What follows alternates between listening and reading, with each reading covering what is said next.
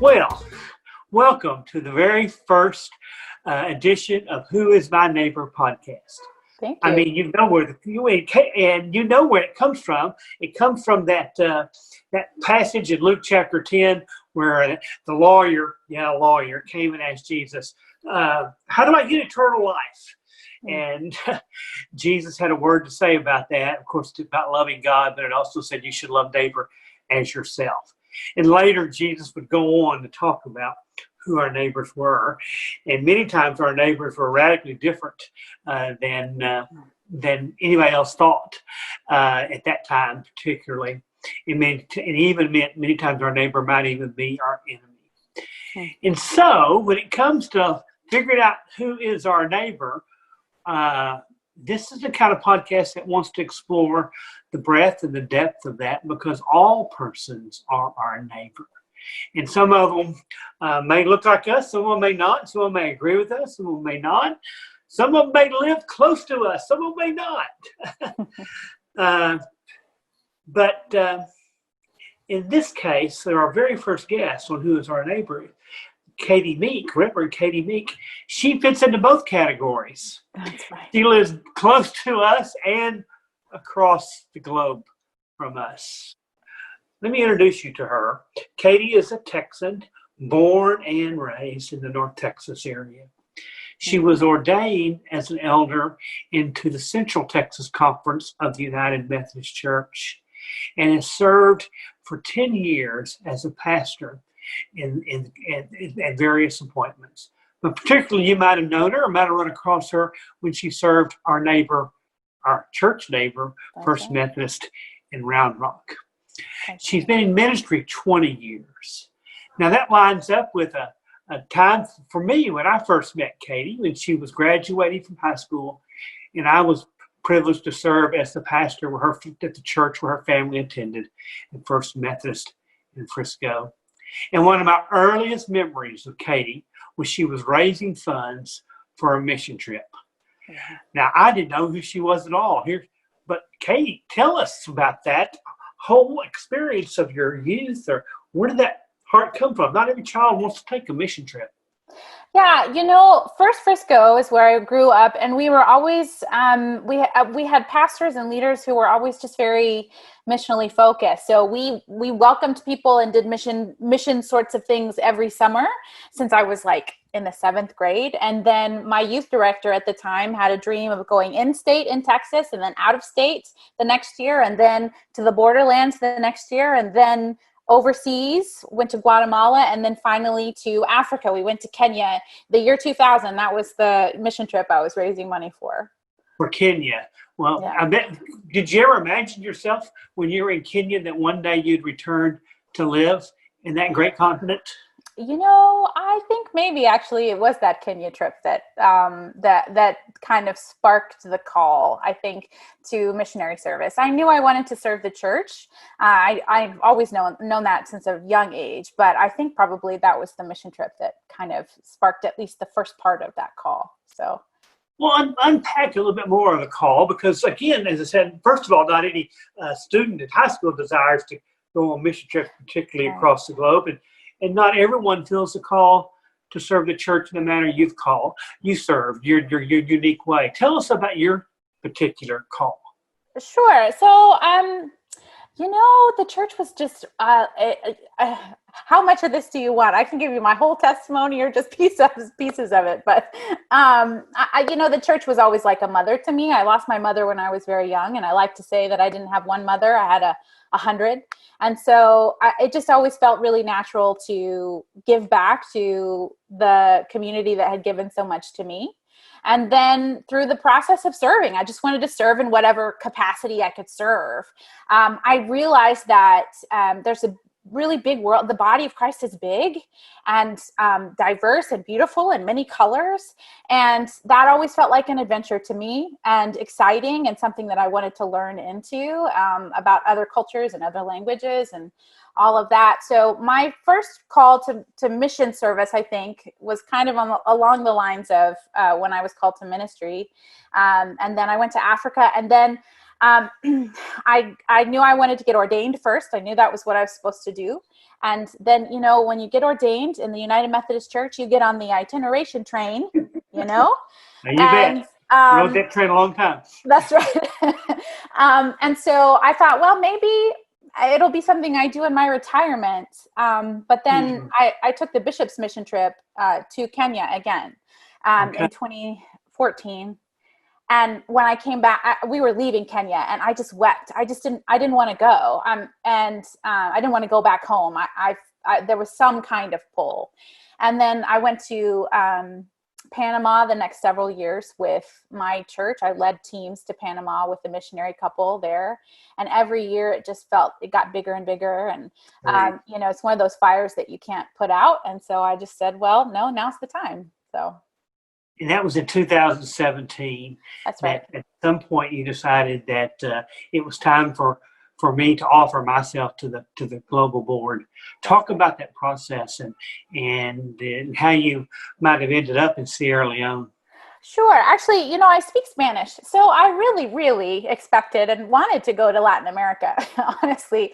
And I applied. You have to go through several different. It's almost like the ordination process. You have to go through several different committees and boards and all of that to apply. And you send in your application and they say, thanks, we got your application. You may never hear from us, but if there's an opening, we'll let you know. And it wasn't too long when they reached out to me and said that there was an opening. And I thought, surely it's this one I've heard about in Guatemala. And they said, no, it was East Africa that I got the email and my stomach just went into my throat because I just thought, oh, wow, Africa, we're serious now. We're not kidding around. And then after I interviewed, they called me back and said, how about Sierra Leone? We think it's a better fit for you. And I said, where is Sierra Leone?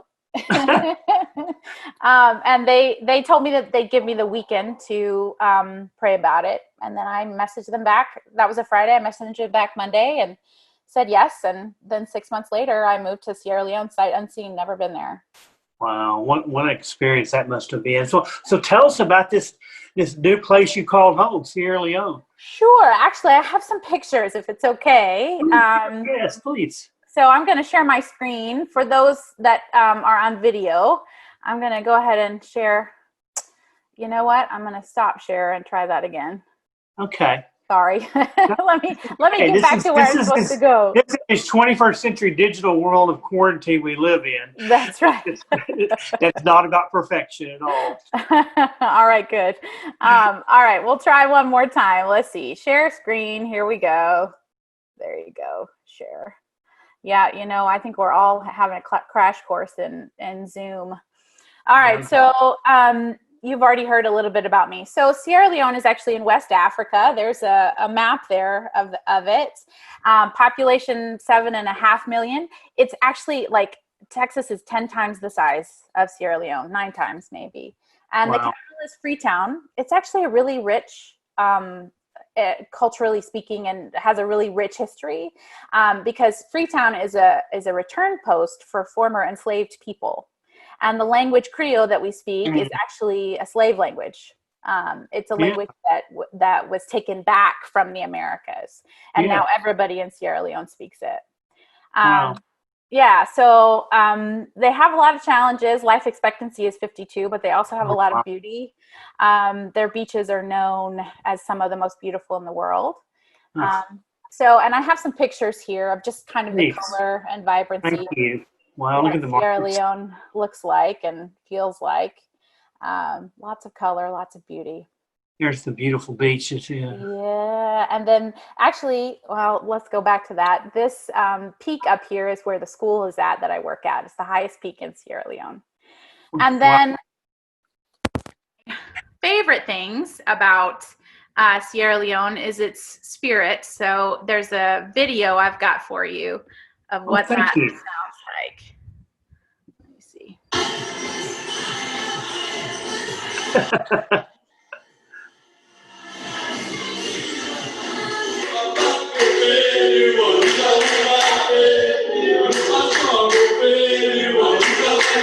Oh, wow. Yeah. We like dancing. It's one of my favorite things.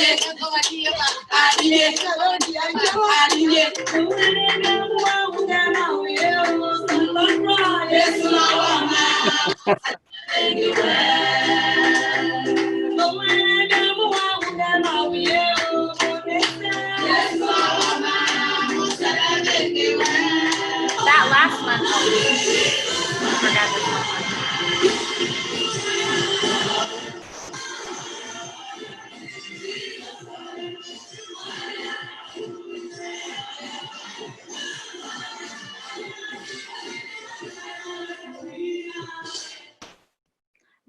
That last one I was going to tell you about. I turned around because even our drivers were dancing outside.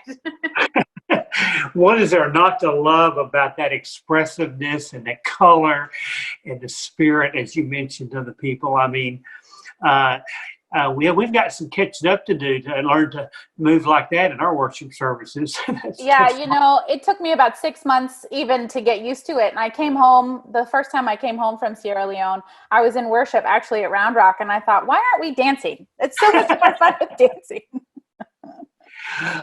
Well, I think I recognize that because you and I talked a little bit ahead of time, being the school of theology where you work at the Bishop Venner School of Theology. Tell us about the school.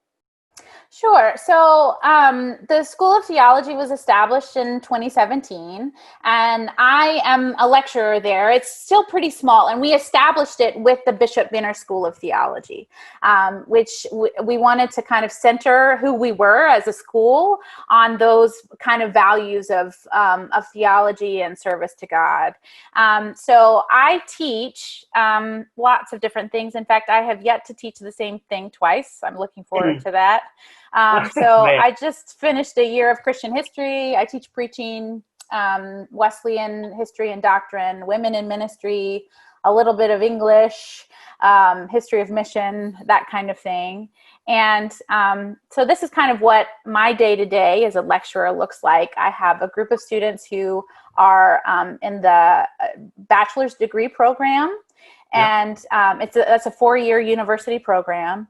And they're training to be pastors. And then we have a group of students who we're training as chaplains. It's a chaplaincy certificacy. And we're trying to get a chaplain, a United Methodist chaplain, in every single one of our United Methodist elementary, middle, and high schools across the country of Sierra Leone. Wow. So yeah, we have quite a few kind of big dreams. And you'll notice most of the pictures are of men. That doesn't really show how much women are really valued in Sierra Leone.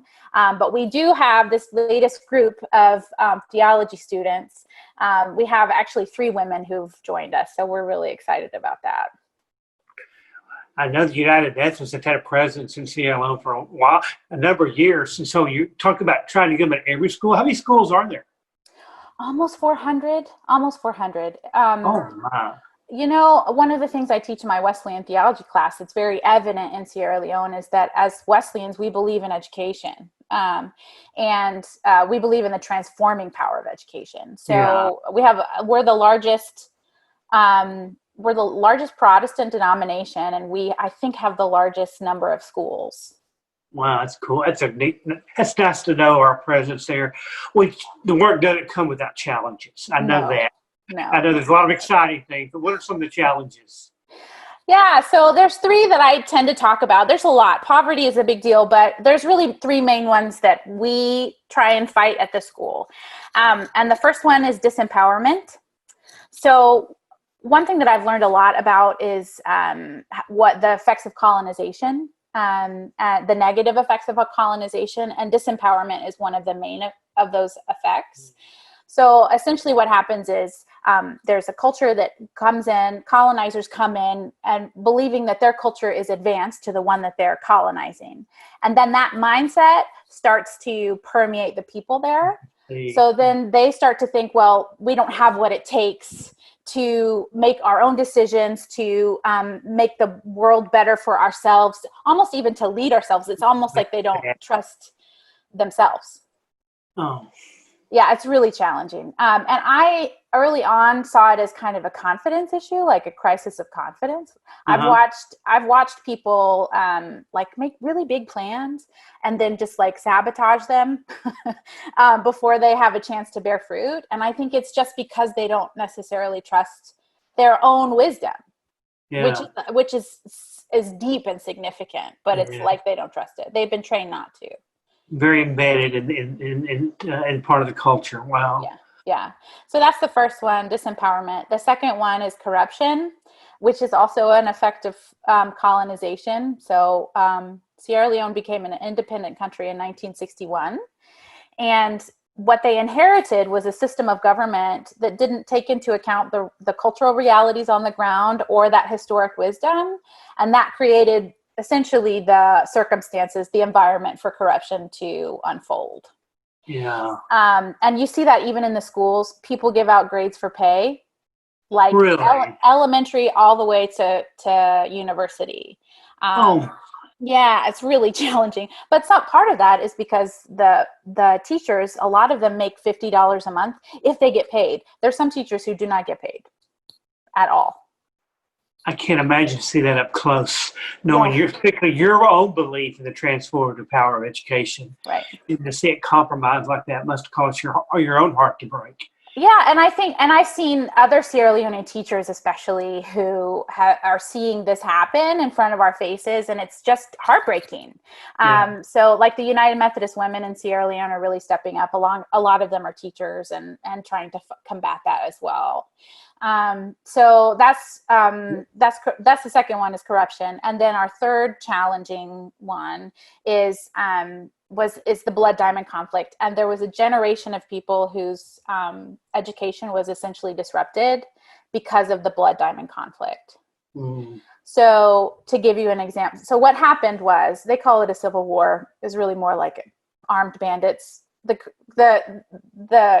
corruption had gotten to such a degree that armed bandits were just free to go and take over the diamond mines, and then they started terrorizing the country. So they burned down villages, they forced children to kill their own parents, and then they recruited those children into their army. I mean, just unspeakable things. And then they moved their way into Freetown. This was for a decade or more. So it first started way out and then came into Freetown. So I have a friend in Freetown, and he told me that he was in high school when the rebel army came into Freetown, and they hid in their house for a year. Oh my. Mm-hmm. So he lost a year of school. And the kids who were way out in the provinces, that happened for like a decade. Help some of us who may not be aware of that history. Would you place that in what years we're talking about? Sure. So it's like 1990, 89, 90, 91, and it was Liberia and Sierra Leone. There were a couple of, they were just crazy madmen armed bandits who terrorized the country. And then, there are a lot of reasons that was able to go on as long as it did, but it was like 12 years, 12, 13, 14 years. It's just awful. In the current generation, it has, like you already noted, has a memory of that. And, yeah. Is it impacted by that? Wow. Yeah. And the thing about Sierra Leoneans is they don't want to be known for that, and they often are, but they are still dealing with it. So, like, for example, the education situation. This year, 2019, they have a test that's sort of like an SAT in order to get into school. 95% of graduating seniors failed that test. Oh my. Yeah, so it's kind of generational, right? So what started then, we're seeing more and more the effects of, because a generation was kind of lost to little or no education, or disrupted education. And what we know about the long history, it takes multiple generations to turn that kind of thing around. Right. But you're in the middle of meeting these challenges. So what are some of the ways that transformation is happening? Yeah, thanks for asking, because that's the thing that I'm excited about is I have the really wonderful privilege of being one of the first faculty members at the School of Theology for the United Methodist University. So Bishop John K. Yambasu, who you've probably heard his name, and we can talk about him a little bit later. He's a really wonderful man. He used to be a missionary, and he saw these problems as well and had the dream. God gave him the dream of starting a university in Sierra Leone. And the dream was that that university would be founded on 3 values. The first of which would be service. The second is integrity. And the third is excellence. So service, integrity, excellence. So we meet disempowerment with a call to serve. And helping people to to know themselves called to make a difference and to change their world, and also to lead their community to do the same. We meet corruption with integrity.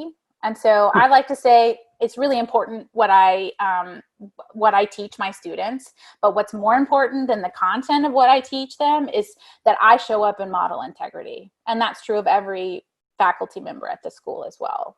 And so we work hard. I show up on time, and I make sure that I have worked hard and they can see that work.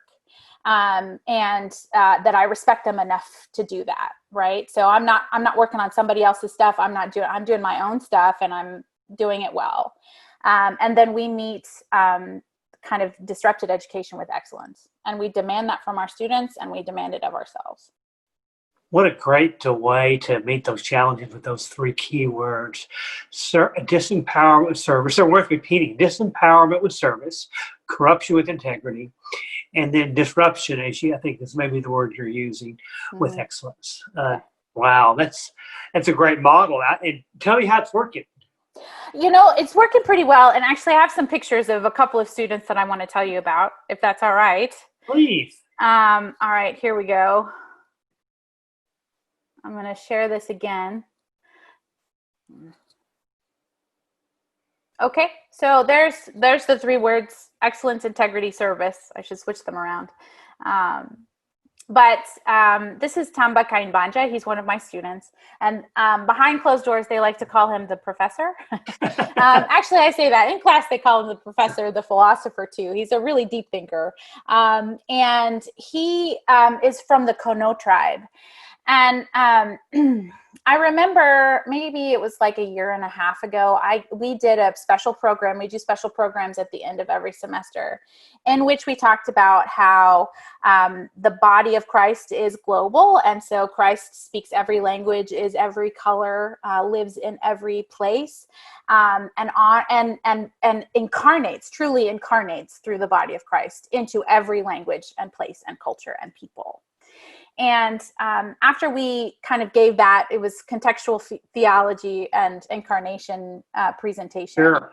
He stood up and he said, honestly, I always kind of thought that my people didn't have that much to offer, that it was for other people. But he said, but I really feel now I feel called to go home and encourage my people to worship in Kono and sing and write songs in Kono and do what we do in Kono, because what we have is blessed of God, a gift of God, right?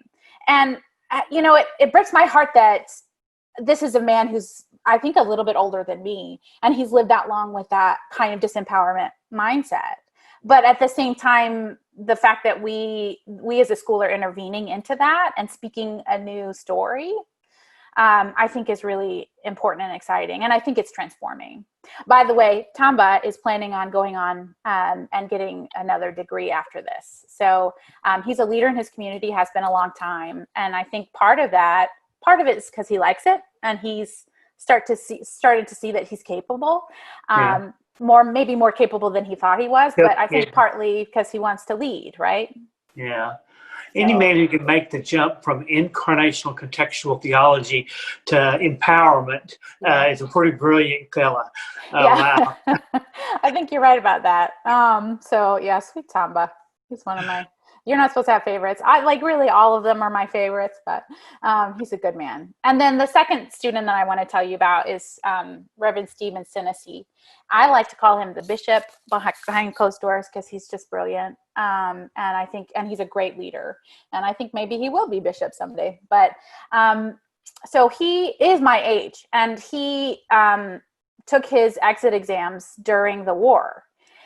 And during the war, while he was taking his exit exams, the rebel army came onto the compound where they were taking their exams, and they actually had to get on the floor and finish their exams. Mm-hmm. So I'll give you one guess how well he did on that exam. He did not do well at all. And so it took him 14, 15 years and some outside help, actually, to be able to go back and retake his exam. But he was recruited to be in the first class at the school. And about 2 years in, he said, when you first brought us here, it felt like you were giving us this heavy equipment that we didn't know how to do. He compared it to a car, like a brand new car with all these bells and whistles. We didn't know why we needed it, how to use it, any of that. He said, but I'm starting to realize that you're teaching us how to drive this car, and you're showing us. So that gives you an idea, I think, of the impact that we're making to our students. It's in Sierra Leone, we say small, a little bit, little by little, we get there. But I think little by little, class by class, they are being transformed. We've already got the next professor, the next bishop there lined up. That's jokingly. Right. That's really great. Well, I do want to just go back to something you said a minute ago about your bishop in Sierra Leone. He has been a global leader in our United Methodist movement in these last 18 months or so. Bishop John Yambasu, tell us about your experience working alongside this wonderful man. I actually asked my Texas bishop, Lowry, before I moved there, what he thought of him. And he said, everybody knows him to be a man of integrity, and everybody knows him to be a man who of great humor. And those are the two things that I would say about him as well. He's a lot of fun to work with, and he's the kind of person who will look big challenges in the face and say, our God is bigger. Mm-hmm. And that's what I have seen him do with this global conflict that we have in the United Methodist Church as well. I mean, I think it was in conversation with other people, but I think he really did feel like God was calling him to do something, to step in. And what I know about Sierra Leoneans and about this particular bishop is I think it makes sense that it would have been a Sierra Leonean to step up.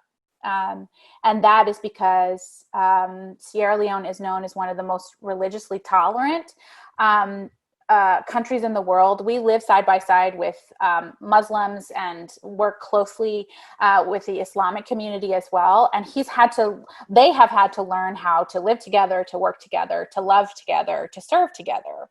And I have seen him walk in and lead through compromises that I, as an American, I think probably wasn't even prepared to do, but to watch him lead through them and make hard decisions and keep his integrity in the midst of that in Sierra Leone. I just, I felt really hopeful when he told me, and we prayed over him.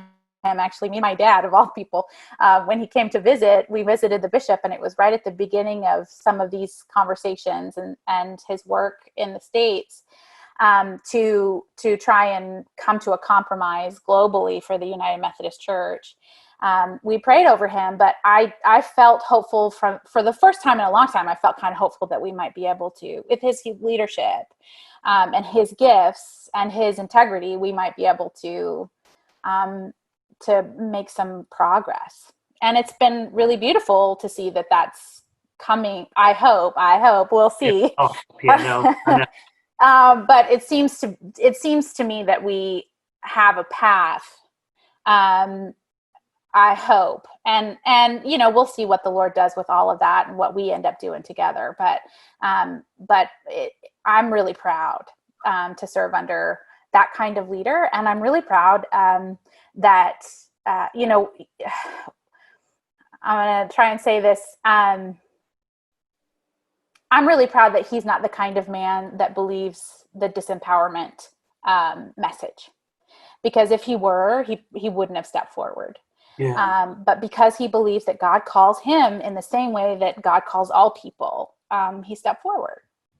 Uh, So I think not only will he go down in our particular religious historical annals, but heaven has to be smiling to have mhm. that kind of leader step up for this kind of time as we move forward with the protocol in the months to come. So I Yeah. thank you for sharing your personal firsthand experience with your bishop. Kate, you can't do this work without some help, and Oh that yeah. includes all kinds of help. But while there's various ways we can help you, one of them I know is essentially you need to raise some funds to Mm. keep the work going there. Talk to us about your needs and how we can help. So you can help me in two ways. You can either, or both, support me as a missionary. And what's great when you support me as a missionary, I have an advance number and you can give to that advance. When you support me as a missionary, that actually goes beyond me. It goes to all the global missionaries. But then I have a covenant relationship with you and that sort of thing. So you can do that. You can also support the university, the United Methodist University. And I have some information on how, like, you can go to my website and find all of that information. So actually, do you want me to share my screen now? Please do. Yes. Okay. Let me share this information there. Let's see.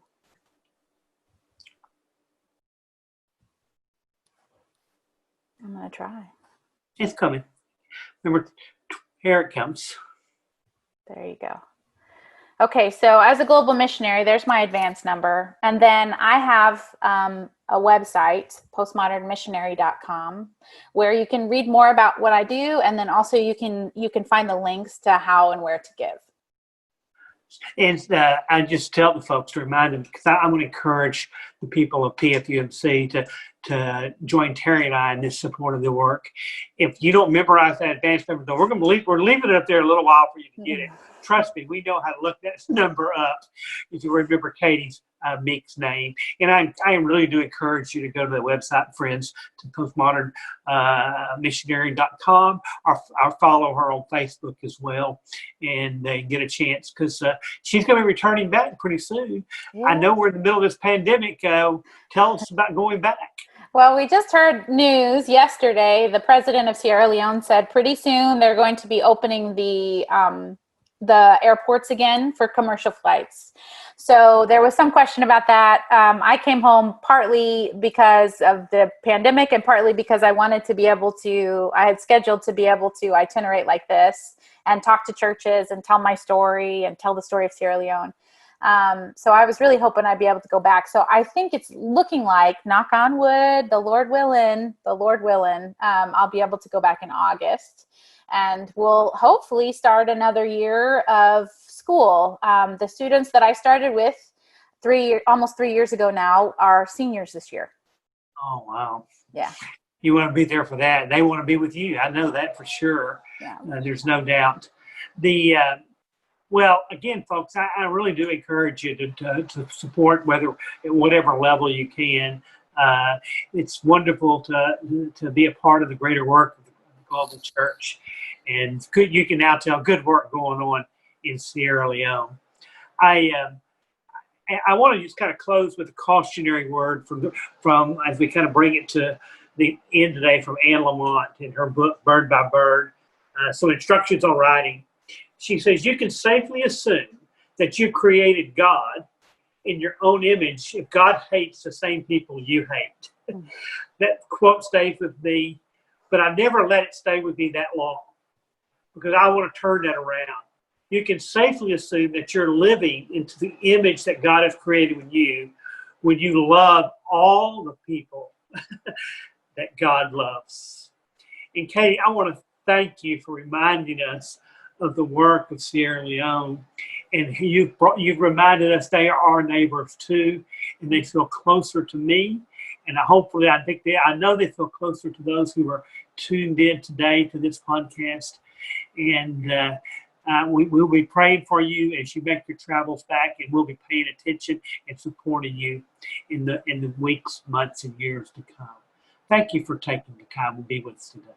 Thank you for having me. I really have enjoyed being with you, and I've heard your story as a church for a couple of years through your pastor, and I just pray that God continues to bless you, and with health and wellness and growth, and in all capacities. So thank you. God bless you.